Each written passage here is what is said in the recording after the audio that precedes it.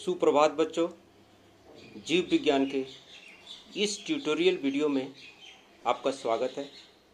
आज हम 3 पार्ट के प्रकाश संश्लेषण विधि टॉपिक पर चर्चा करेंगे और जानेंगे कि किस तरह पेड़ पौधे भोजन का निर्माण करते हैं। तो अब शुरू करते हैं। जैसा कि आज के टॉपिक का ही नाम है प्रकाश संश्लेषण की विधि, तो इस प्रकाश संश्लेषण की विधि में पेड़ पौधों में क्या होता है कि एक चेन ऑफ रिएक्शन होता है। यानी प्रकाश संश्लेषण जो पहले ही बता चुका हूँ कि यह एक जटिल रासायनिक क्रिया है। तो इसमें अनेक रासायनिक क्रियाएं एक के बाद एक चैन के रूप में होती रहती है और अंत में जाकर के भोजन का निर्माण होता है। तो इन समस्त रासायनिक क्रियाओं को हम लोग समझने के लिए इसको 2 ग्रुपों में बांट दिया गया है। तो इस तरह हम कह सकते हैं कि प्रकाश संश्लेषण की विधि को 2 ग्रुपों में बांट दिया गया है। एक है प्रकाश प्रतिक्रिया, जिसको हम लोग लाइट रिएक्शन भी कहते हैं, और दूसरा है अंधकार प्रक्रिया, जिसको हम लोग डार्क रिएक्शन भी कहते हैं। यानी भोजन निर्माण में जितने भी रासायनिक क्रियाएं हैं उसको 2 ग्रुपों में डिवीजन कर दिया गया है। एक है प्रकाश प्रतिक्रिया और दूसरा है अंधकार प्रतिक्रिया। तो प्रकाश प्रतिक्रिया क्या है? सूर्य की प्रकाश की उपस्थिति में पेड़ पौधों में भोजन बनाने के लिए जितने भी रासायनिक क्रियाएं संपन्न होती है उसको प्रकाश प्रतिक्रिया कहा जाता है। और अंधकार प्रतिक्रिया क्या है? जब प्रकाश प्रतिक्रिया एक कंप्लीट हो जाता है तो उसके बाद की जो रासायनिक क्रियाएं होती है उसमें प्रकाश की आवश्यकता नहीं होती है, तो उसको कहा जाता है अंधकार प्रतिक्रिया। तो अब हम क्या करेंगे, इस दोनों चीज़ों को समझने के लिए यहाँ मैं एक डायग्राम के माध्यम से समझाऊंगा। तो उसके पहले अभी हम लोग प्रकाश प्रतिक्रिया के ऊपर कुछ चर्चा कर लेते हैं। तो जैसे कि मैं पहले ही बताया कि प्रकाश प्रतिक्रिया जो है यह प्रकाश की उपस्थिति में ही होता है। अगर प्रकाश नहीं होगा तो ये प्रकाश प्रतिक्रिया यानी प्रकाश संश्लेषण का शुरुआत नहीं होगा। और ये प्रकाश प्रतिक्रिया पौधे के कोशिका के अंदर जो क्लोरोप्लास्ट है उस क्लोरोप्लास्ट के ग्रेना में संपन्न होता है। इस बात को थोड़ा याद रखना है कि ये क्रिया कहाँ पर होता है, ग्रेना में होता है। और प्रकाश प्रतिक्रिया का सर्वप्रथम हिल नामक वैज्ञानिक ने इसका पता लगाया था, इसलिए प्रकाश प्रतिक्रिया को हिल रिएक्शन भी कहा जाता है। तो साथ साथ थोड़ा अंधकार प्रतिक्रिया के बारे में भी जान लेते हैं। जैसा कि बताया कि जब सभी प्रकाश यानी प्रकाश की उपस्थिति में होने वाली रासायनिक क्रियाएं एक के बाद एक जब संपन्न हो जाती है तो उसके बाद की जो रासायनिक क्रियाएं अब संपन्न होगी, जो अंत में भोजन बनेगा, तो उसमें प्रकाश की आवश्यकता नहीं होती है। यानी वो दिन में भी ये होते रहता है, उसमें प्रकाश की जरूरत नहीं है। प्रकाश हो या न हो उससे कोई फर्क पड़ने वाला नहीं है। अतः इसलिए हम कह सकते हैं कि अंधकार जो प्रतिक्रिया है वह प्रकाश की अनुपस्थिति में होने वाला पेड़ पौधों में भोजन बनाने की रासायनिक क्रियाएं हैं। और यह जो होता है यह कोशिका के अंदर क्लोरोप्लास्ट के स्ट्रोमा में होता है।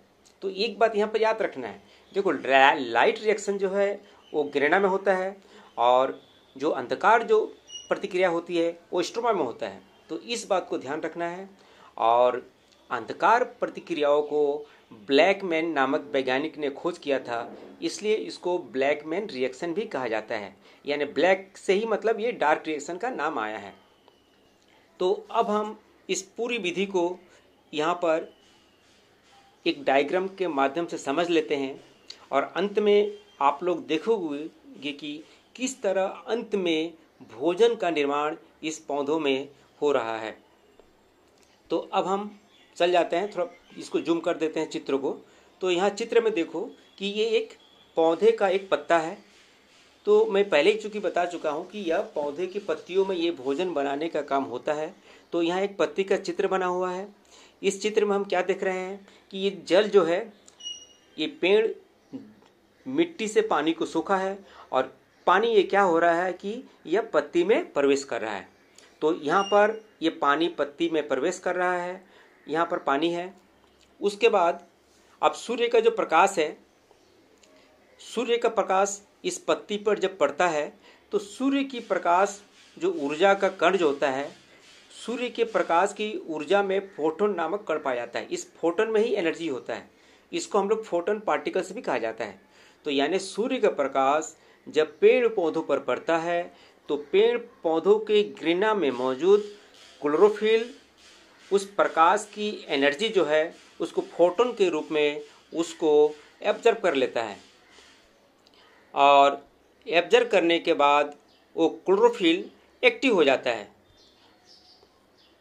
तो यहाँ पर एक क्लोरोफिल का जो चित्र बनाया गया है, ये जो क्लोरोफिल है, ये क्लोरोफिल क्या है, सक्रिय हो गया है।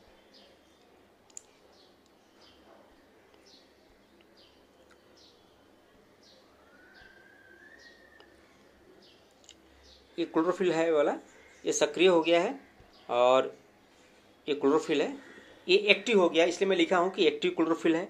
और ये जब सक्रिय हो जाता है क्लोरोफिल सूर्य के एनर्जी को ग्रहण करके, तो ये क्या करता है कि पत्ती में जो पहले से जो पानी पहुँचा है, इस पानी को यह H+ और OH- आयन में तोड़ देता है। तो पानी किस में टूट गया, H+ और OH- आयन में टूट गया।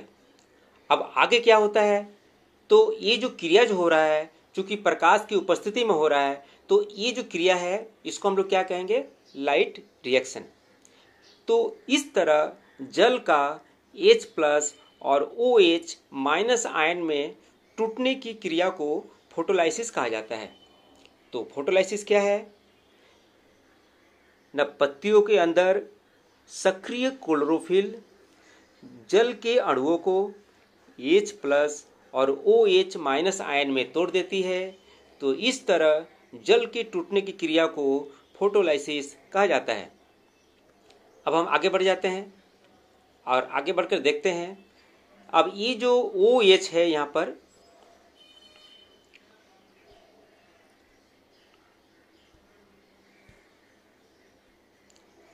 ये जो OH है यहाँ पर,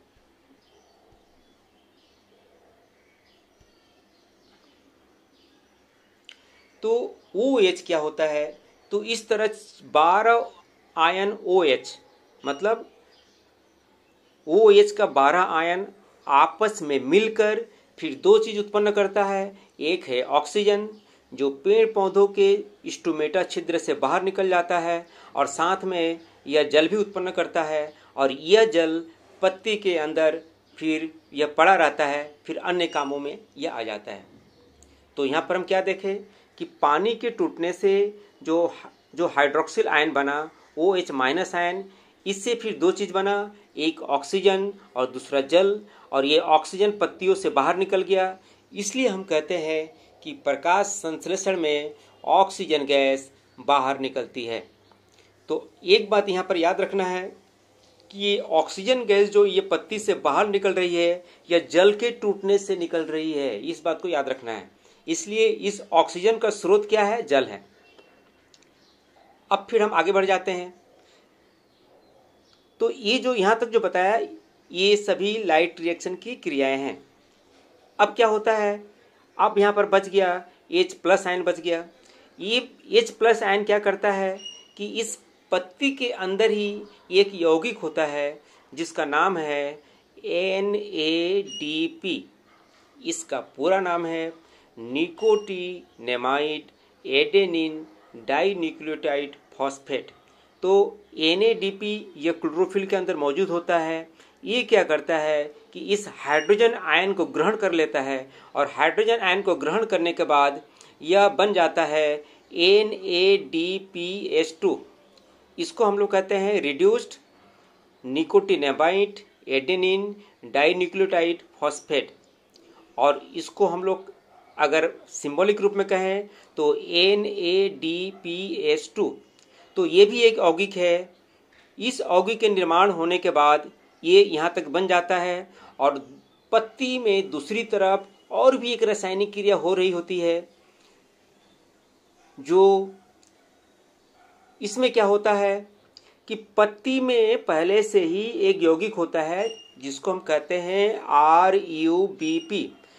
RUBP का पूरा नाम है रिबुलोज बाइफॉस्फेट।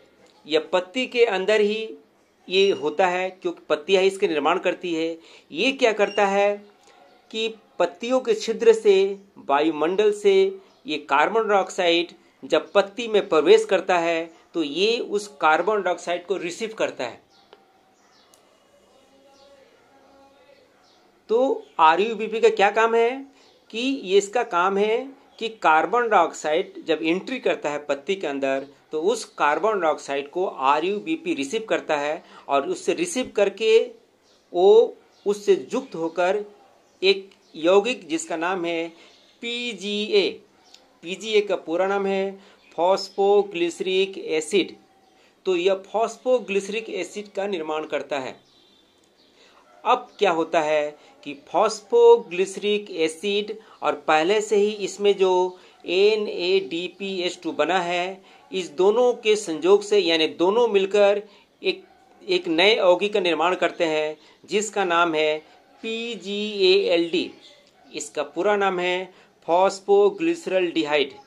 तो एक बार में फॉस्फोग्लिसरल्डिहाइड के 12 अणु बनता है और इस 12 अणु में से 2 अणु ग्लूकोज का निर्माण करते हैं। माने प्रत्येक 2 अणु ग्लूकोज का निर्माण करते हैं।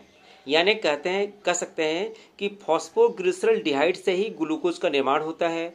और इस ग्लूकोज के अंदर क्या हम पा गए, ये जो कार्बन डाइऑक्साइड जो पूरा होता है ये पूरा इस ग्लूकोज में समा जाता है और ग्लूकोज का सूत्र हुआ C6H12O6।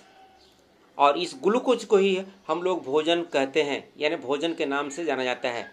और पौधों में जब ये ग्लूकोज बन जाता है तो ये ग्लूकोज अगर ज़्यादा बन जाता है पेड़ पौधों में उनके ज़रूरत से ज़्यादा, चूँकि पेड़ पौधे ग्लूकोज को ही भोजन के रूप में उपयोग करते हैं, इसी से वे अपने एनर्जी प्राप्त करते हैं। लेकिन ये चूँकि रासायनिक क्रियाएँ ज़्यादा होती रहती है तो ज़्यादा मात्रा में ग्लूकोज उनमें बनते रहता है। तो ये ग्लूकोज पेड़ पौधों में स्टार्च में बदलकर उसके पत्ती, फल, फूल ये सब में जमा हो जाता है। तो इस तरह पेड़ पौधों में भोजन का निर्माण होता है। तो यहाँ हम प्रकाश संश्लेषण का विधि में क्या देखें कि एक्चुअली प्रकाश संश्लेषण जो है ये चेन ऑफ रिएक्शन है। एक के बाद एक रासायनिक क्रियाएं होती रहती है। उसमें से कुछ रासायनिक क्रियाएं प्रकाश की उपस्थिति में होती है तो उसको हम लोग प्रकाश प्रक्रिया कहते हैं, और कुछ क्रियाएं जो होती है उसमें प्रकाश की जरूरत नहीं होता है तो उसको हम अंधकार प्रक्रिया कहते हैं। और इन दोनों प्रक्रियाएं गुजरने के बाद अंत में पत्तियों में ग्लूकोज नामक भोजन का निर्माण होता है, जो ग्लूकोज बन जाने के बाद ये स्टार्च के रूप में परिवर्तित हो जाता है।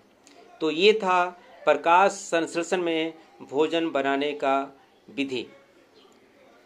तो आज बस इतना ही।